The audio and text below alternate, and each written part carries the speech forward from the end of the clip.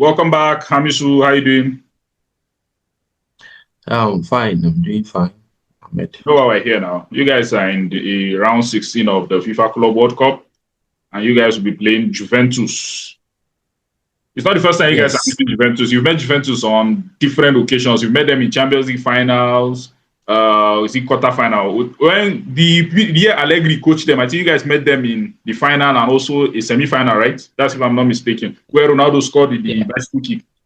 So it's not the first Yeah. time you Exactly. guys are meeting Juventus. You know Juventus very well. So, but are you happy that you are going to meet Juventus at this stage? Because Juventus is a tough side, and Real Madrid is just signed Alonso. Like this will be Alonso's fourth game. Alonso is still trying to get his puzzles right. So, what do you have to say? Yeah. Yeah. Are we expecting another three at the back or a 4-3-3? Let's start from there. Because in last game he started with three at the back. So let's start from there. Is he going with his three at the back or four at the back? Yeah. I think to me, because I just saw that Rudiger is supposed to start the game. So most probably we are going to see the formation that we saw in the last game. And if you look at Juve for this Club World Cup, they've been playing with three at the back for this Club World Cup. That's how they play too. They play with, I think their main formation is 3-4-2-1. That's the formation that they play. So I don't know, because I haven't watched any of their games. I don't know how the change is during when maybe with and without the ball. I don't know how the formation changed, but that is the major the bookish formation that they're using whenever they're starting the game.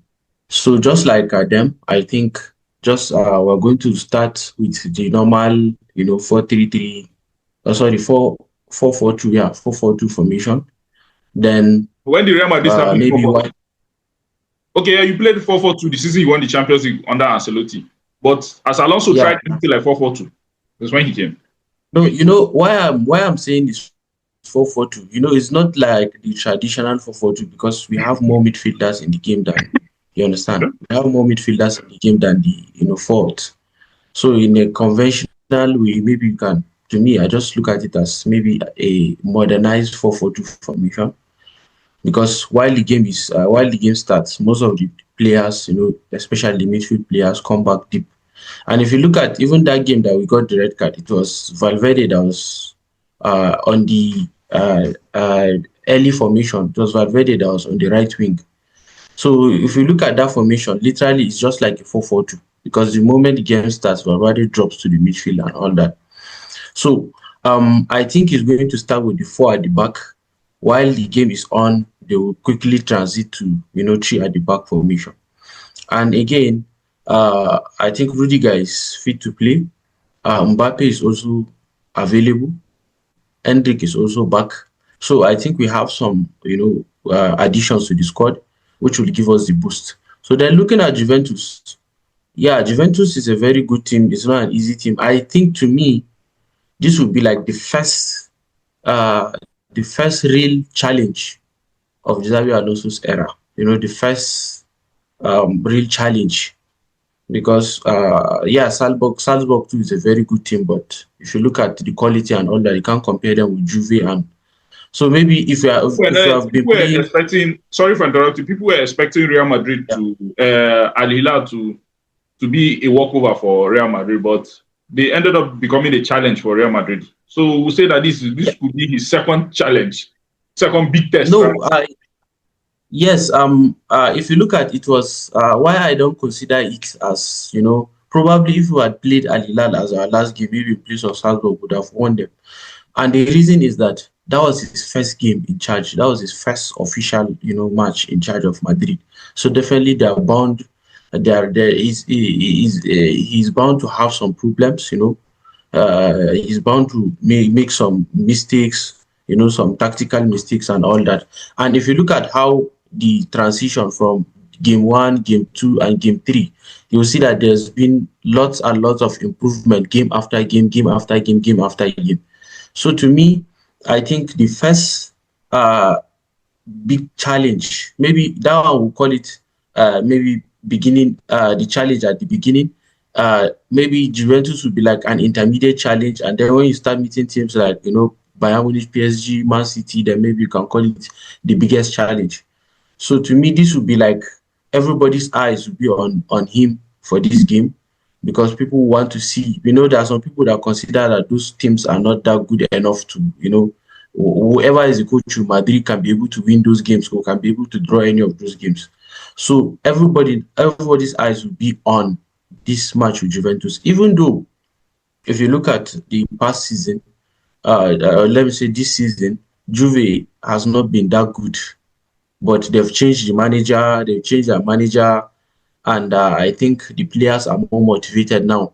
Maybe they want to at least win something before the season starts and all that. So, and him coming in as a new trash them.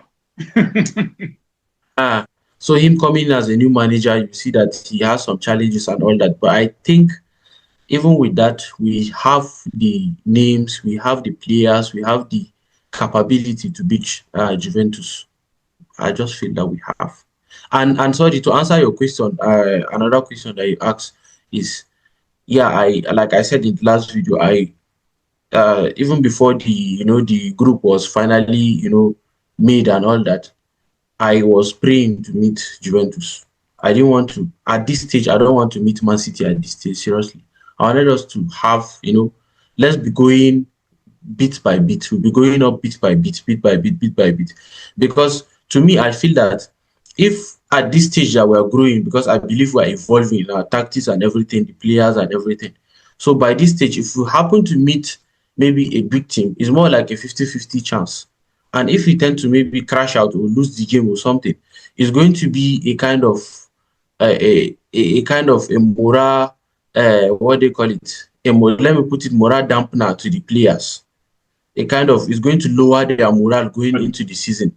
That maybe anytime they meet a big team, they won't be able to do anything, you understand?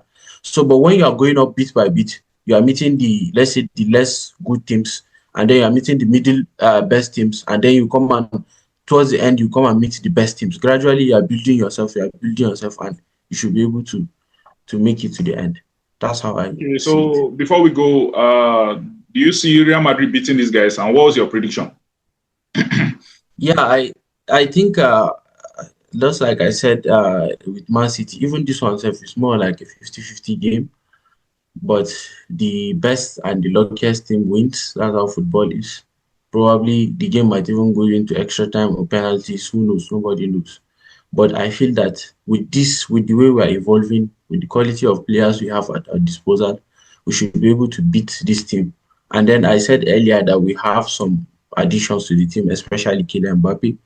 So it is expected that we should just beat, maybe not comfortably, but we'll beat Juventus.